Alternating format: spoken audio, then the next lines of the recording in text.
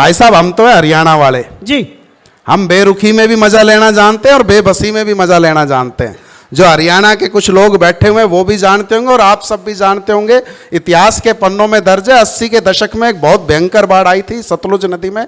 हरियाणा का एक गांव बिल्कुल डूबने के कगार पर आ गया था। जी बिल्कुल।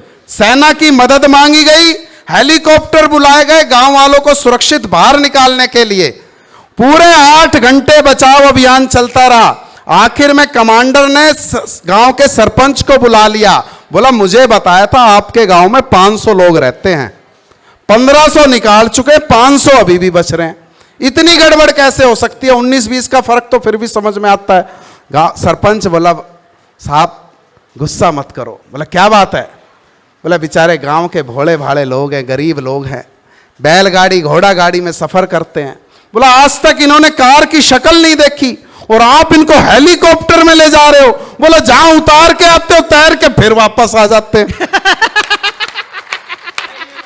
बहुत अच्छे, बस यही। बोला भगवान झूठ ना बुलाए, 2 बार तो मैं भी आ चुका हूं।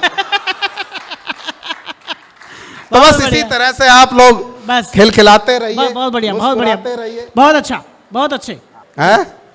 हाँ तो हरियाणा की क्या हो जाए, ये हरियाणा है, भारत का हिस्सा है। आप तो ऐसे कर रहे हो जैसे मंगल ग्रह से आते हो हरियाणा वाले।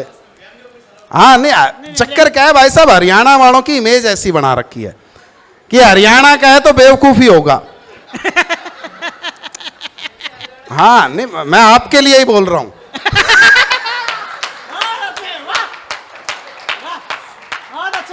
पर होते नहीं है, सिर्फ दिखते हैं।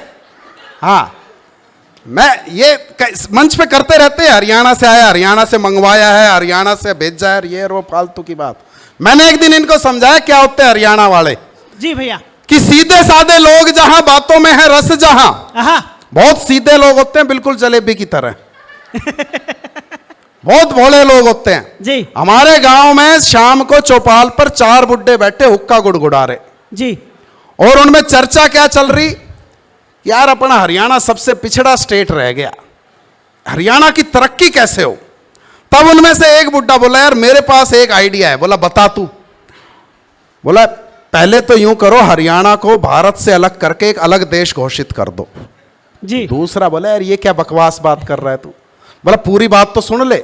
बोला अच्छा बता पूरी बात। बोला पहले तो हरियाणा को भारत से अलग करके एक आजाद अलग देश घोषित कर दो जी। उसके बाद कर दो अमेरिका पर हमला जी। बोला अमेरिका हरियाणा को हरा देगा और हरियाणा पे कर लेगा कब्जा और हरियाणा बन जाएगा फिर अमेरिका का हिस्सा। जब वो अपना विकास करेगा हमारा अपने आप पे ही हो जाएगा। तीसरा बुड्ढा बोला यार बहुत दूर की तू तो लेकर के आया।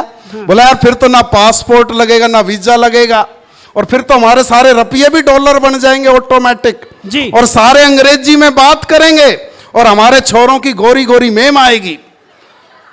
चौथा बुड्ढा चुपचाप बैठा हुक्का गुड़ाए जाए और बोले ना कुछ। बोला रे नत्थू तू क्यों नहीं बोल रहा, तू भी तो बोल। नत्थू बोला भाई मैं तो नू सोच रहा हूं जो गलती से हरियाणा ने अमेरिका को हरा दिया तो फिर अमेरिका का क्या होएगा। वाह वाह वाह वाह, क्या कॉन्फिडेंस है कि सीधे साधे लोग जहां बातों में है रस जहां। हरियाणा का पड़ोसी प्रदेश है राजस्थान, वहां कितने मान सम्मान से बात की जाती है, उनकी बोली में फिर भी थोड़ा सा मिठास नजर आता है जी। वहां शहरों के नाम के आगे श्री लगा देते हैं, श्री गंगानगर। यहां भाई साहब बाप के नाम के आगे कोई श्री लगा के राजी नहीं है। वो एक हरियाणा की बारात चली गई भाई साहब राजस्थान में जी। अब वहां पर क्या था, वो बिठाकर पंगत वाला सिस्टम था, बिठा करके वो खाना खिला रहे थे। सारे लोग बैठे हुए लाइन में ऐसे, एक लाइन ऐसे लग रही, एक लाइन ऐसे लग रही, लोग सर्व करने आ रहे। इतने में एक आया लेकर के पानी का जग, जी जल जी, जी जल जी, जी जल जी, जी जल जी, जी जल जी। एक बुड्ढा बैठा, ताऊ ने सोची यार कोई नई डिश आई है जी जल जी, पहले इसी को ट्राई कर, बाकी चीजें तो बाद में खाएंगे। बोला ओ जी जल जी पहले यहां आ जा तू। वो आया और ताऊ का गिलास भर के चला गया। ताऊ ने किया, अरे तो पानी का गिलास भर के चला गया, आइटम तो दी नहीं इसने। थोड़ी देर में वो फिर आया लेकर के, जी जल जी, जी जल जी, जी जल जी, जी जल जी। बोला तो जी जल जी यहाँ आवाना यार, क्या तू इंतजार करवा रहा है। वो लेकर के फिर आया, फिर भरने लगा गिलास। ताऊ ने हाथ पकड़ लिया, बोला जी जल जी लावा ना के पानी पिलाने लाग रहा है। बोला ताऊ यही है जी जल यानी कि पानी, जी जल जी। बोला वाह रे मेरा मटा, जल जी का नाम पे कर रहे हैं धोखा और पिलाने लाग रहे मेरा पानी खोखा। कि सीधे साधे लोग जहां, और भाई साहब हमारे यहां तो और एक और विडंबना, राजस्थान में चले जाओ, बल्कि यहां मुंबई में भी मेरे को 2-4 मेरे दोस्त यहां पर ब्याह हुए हैं, मुझे उनके साथ हाथ की बहुत इज्जत की जाती है। उसके आगे दुनिया भर के पकवान परोसे जाते हैं। कभी उसकी साड़ी आती है, लो जीजा जी एक रोटी मेरे नाम से, फिर उसकी साड़ा एली आ जाएगी, लो ये आपने मिठाई तो चखी नहीं, फिर उसकी सासू आ जाएगी, सहेलियां आ जाएंगी, सब उसको पूरी तरह से भाई साहब ओवरलोड कर देती हैं। और यहां अपने हरियाणा में ठन ठन गोपाल, वो हरियाणा का एक दामाद चला गया देर रात अपनी ससुराल जी। उसको देखते ही उसकी सासू का माथा ठनका। बोली दामाद जी इस समय? बोला हाँ काम था मैं जा रहा था, मैं कि चलो रात को यहीं रुकेंगे। बोली इस समय रोटी तो नहीं खाओगे मेरे ख्याल से। बोला बहुत दूर से आ रहा हूं, कुछ नहीं खाया रास्ते पर, रोटी तो खाऊंगा, भूख लग रही है। जी। बोले हम तो चूल्हा चौका कर चुके, सारा समेट दिया, रसोई साफ कर दी। बोले फिर भी भूख लग रही है बनाओ। बोले अच्छा चलो फिर मैं दोबारा आटा लगाती हूं। बोला अच्छा बताओ कितनी रोटी खाओगे, उसी हिसाब से आटा लगाऊं। तो बोला 4 रोटी खा लूंगा, और कितनी खाऊंगा? बोले मेरे हाथ की 4 रोटी खा लोगे तुम। उसने सोचा ज्यादा मोटी रोटी बनाती होगी है। बोला जी 3 खा लूंगा। बोले सही 3 रोटी खा लोगे ना? बोला जी 2 तो खा ही लूंगा। बोला देखो झूठी मत छोड़ना, 2 का ही बनाऊंगी, फिर झूठी ना रहे, देख लो फिर। उसने सोची पता नहीं कितनी मोटी, पूरा ही वो बनाती होगी थे पड़ा सा। बोली अच्छा एक काम करो सासू माँ, 1 रोटी बना दो। बोली 1 रोटी के पीछे के तवा चढ़ाना, सो जा चुपचाप। बहुत सही, बहुत सही।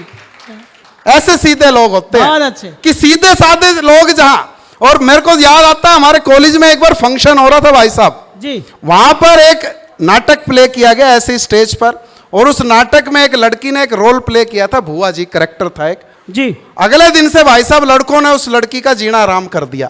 जहां वो लड़की टकरा जाए भुआ जी नमस्ते, भुआ जी नमस्ते, लड़की हो गई परेशान। वो गई प्रिंसिपल के पास, जैसे ही प्रिंसिपल के ऑफिस में पहुंची, प्रिंसिपल भी उसको देखते ही हाँ जी भुआ जी। बोले यहां तो लगा किसी ने सारे कुएं में ही भांग घोल दी। बोले नहीं सर वो लड़के चिढ़ाते हैं। बोले अच्छा चलो कोई बात नहीं, बताओ क्या कहते हैं? बोले जी सारे मेरे को बुआ जी कहते रहते हैं। बोले अच्छा एक काम करो, मैं लड़कों को समझाता हूं, कोई डरने वाली बात नहीं है। सारे लड़कों को एक हॉल में इकट्ठा किया। अब उस लड़की को लेकर के वहां हॉल में पहुंचे। बोला भाई पहले तो ईमानदारी से अपने आप खड़े हो जाना, जो भी लड़का इस लड़की को बुआ जी कहता है खड़े हो जाओ। भाई साहब सारे के सारे खड़े हो गए, A to Z सब के सब खड़े हो गए। एक हमारे ये भाई साहब जैसे जो हरियाणा के बैठे हुए हैं, बेचारा चुपचाप नजरें झुकाए बैठा रहा। प्रिंसिपल साहब को लगा चलो एक आदमी तो अभी संस्कार जिंदा है, इनसे उम्मीद की जा सकती है। बोले शाबाश बेटा, इन सबको बताओ तुम इस लड़की को बुआ जी क्यों नहीं कहते? बोला जी मैं इन सबका फूफा लागू। वाह। प्रिंसिपल बोले क्या क्या बकवास करता है? बोले जी बकवास नहीं है, जिस नाटक में ये बुआ जी बनी थी मैं फूफा जी बना था। आप पता नहीं क्या सोच रहे हो कि सीधे साधे लोग जहां बात। अच्छा हरियाणा का ताऊ और दिल्ली का वकील जी 30,000 कोर्ट में आपस में भिड़ गए। ताऊ कहे मैं घना श्याणा, वकील कहे मैं घना श्याणा। जी। अब भाई साहब उनकी बहस हो गई। आखिर में वकील ने कहा कि भाई शर्त लगा ले तभी फैसला हो पाएगा। ताऊ बोला भाई शर्त नहीं होगी, हमने जो कह दिया वही फाइनल है। बोला ताऊ तेरा ही फायदा है। बोला क्या फायदा है? बोला सुन ध्यान से, एक सवाल तू पूछियो, एक सवाल मैं पूछूंगा। अगर तूने जवाब दे दिया सही तो मैं तुझे 100 रुपए इनाम दूंगा, और अगर तू जवाब नहीं दे पाया तो तू मुझे 5 रुपए जुर्माना दे दियो। फिर एक सवाल तू पूछियो, अगर मैंने जवाब दे दिया सही तो तू मुझे दियो सिर्फ 5 रुपए इनाम, और अगर मैं जवाब ना दे पाऊं तो 100 रुपए जुर्माना दूंगा। ताऊ ने कहा यार बहुत फायदे का सौदा है। बोला चल भाई लग गई शर्त, पूछ वकील तू पूछ पहले सवाल। अब वकील वकीलों वाले सवाल पूछेगा। बोला 2 भाइयों का झगड़ा हो गया, एक ने दूसरे का सर फोड़ दिया, बता कौन सी धारा लगेगी? ताऊ बोला भाई धारा का हमने नहीं पता, हमने तो भैंस के दूध की धार निकाली है बस। बोला ताऊ ऐसे नहीं बनेगी बात, जवाब देना पड़ेगा। तो ताऊ बोला ले भाई 5 का अपना सिक्का ले, और तो इससे ज्यादा क्या करेगा? ताऊ ने जुर्माना दे दिया। अब भाई साहब ताऊ बोला भाई मैं पूछूं, बोला जी पूछो आप। अब ताऊ ने वकील से सवाल पूछा, बोला एक ऐसे पक्षी का नाम बताओ जिसकी 3-3 आंखें होती हैं और तीनों ही अलग रंग की होती हैं, एक काली, एक नीली, एक पीली। और वकील की बुद्धि चकरा गई कि ऐसा कौन सा पक्षी होता है जिसकी 3-3 आंखें होती हैं और तीनों ही अलग रंग की, एक काली, एक नीली, एक पीली। वकील था थोड़ा स्मार्ट, उसने ताऊ की ओट करके मुंह फेर के ना मोबाइल निकाल के गूगल पे चेक कर लिया। गूगल बाबा भी फेल, गूगल भी नहीं बता पाया ऐसा कौन सा पक्षी होता है जिसकी 3-3 आंखें होती हैं, एक काली, एक नीली, एक पीली। आखिर में वकील ने कर दिया सरेंडर। वकील बोला जी नहीं पता। बोला नहीं पता तो दे जुर्माना। वकील ने दिया 100 का नोट निकाल के। अब जैसे ही ताऊ 100 का नोट जेब में रखने लगा, वकील ने झट से हाथ पकड़ लिया। बोला ताऊ नूनी बनेगी बात, पहले जवाब बता इसका। ताऊ बोला भाई बात सुन। दूसरा निकाला जेब से एक और 5 का सिक्का। बोला ले पकड़, जवाब तो मैंने भी नहीं पता इसका। बहुत सही। कि सीधे साधे लोग जहां बातों में है रस जहां, हरे भरे खेतों वाला ये तो हरियाणा है। गीता जी का ज्ञान दिया, कल्पना ने मान दिया। कल्पना चावला को याद करिएगा, अभी कुछ दिन पहले उनकी पुण्यतिथि थी कि गीता जी का ज्ञान दिया, कल्पना ने मान दिया।